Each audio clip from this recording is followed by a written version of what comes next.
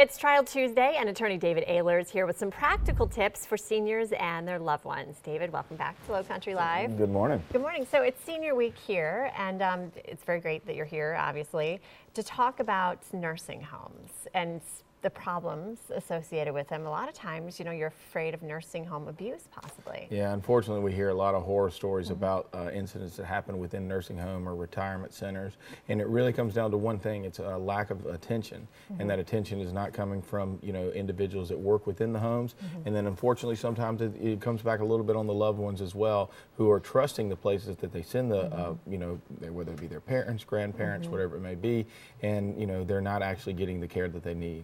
So, you know, as a family, we go and we visit grandmother, and the care is not up to what we think, you know, it should be. What do we do? Do we approach them first? Do you go straight to an attorney? Well, you can do a number of things. First thing you need to do is make sure you document anything you see. One issue that we often see is the medication. Obviously, a lot of elderly people have to take several different types of medication.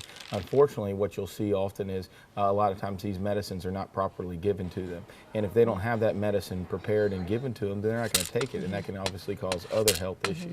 And really, that's where you have an issue. How can you tell, you know, if you're not there and physically seeing them, you know, take, say it's an oral pill, how can you tell that they're not getting it as they should?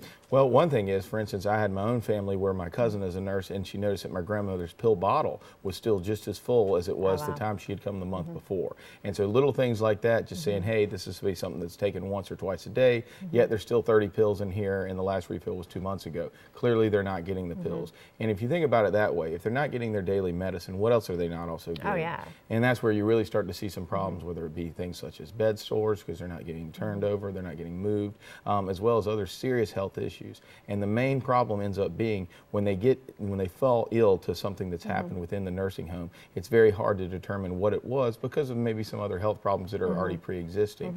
But a lot of times it really has to do with just lack of care. The lack of care. So say someone's in the process of looking for a nursing home, what are some things that you should really pay attention to when you're touring these facilities? Well, first of all, you also want to do as much as you can on the research side of reputation. Maybe speak with other people that have had loved ones there either presently or in the past for several years. But you definitely want to go through and you want to have the tours, you want to take them. It's not a decision you should rush into.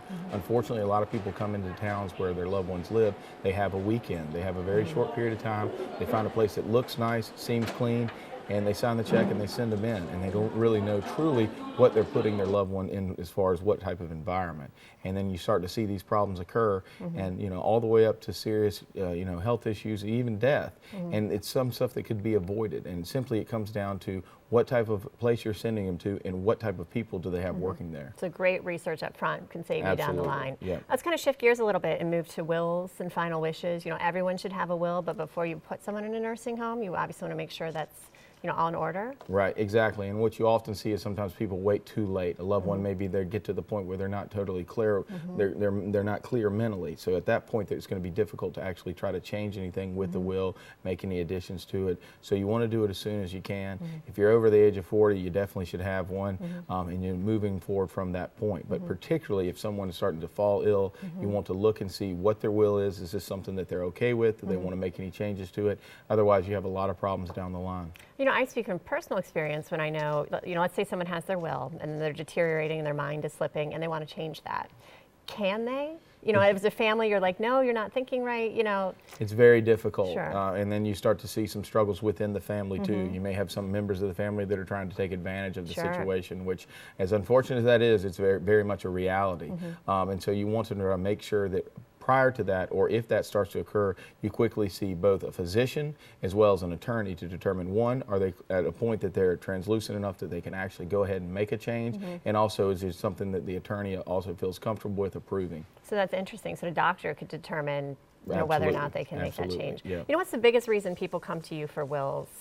Usually because they want to try to contest something that's already in a will that they didn't know about, or that it comes after the fact and they want to try to change it. So that's why the preparation on the front side makes such a difference. And are they pretty strong? Can you change things after the fact, or what's done is done? Well, it's not completely like toothpaste back in the tube, but it's very close in a lot of situations, and it takes a lot of time and a lot of money too. Yeah. So unfortunately, you're having to go back and spend money that you wouldn't have had to spend had you done something about it prior to the incident. Attorney David Ayler, Trial Tuesday, thanks so much for being Thanks with for us having me. on Senior Week, and we've got much more on Lowcountry Live right after the break.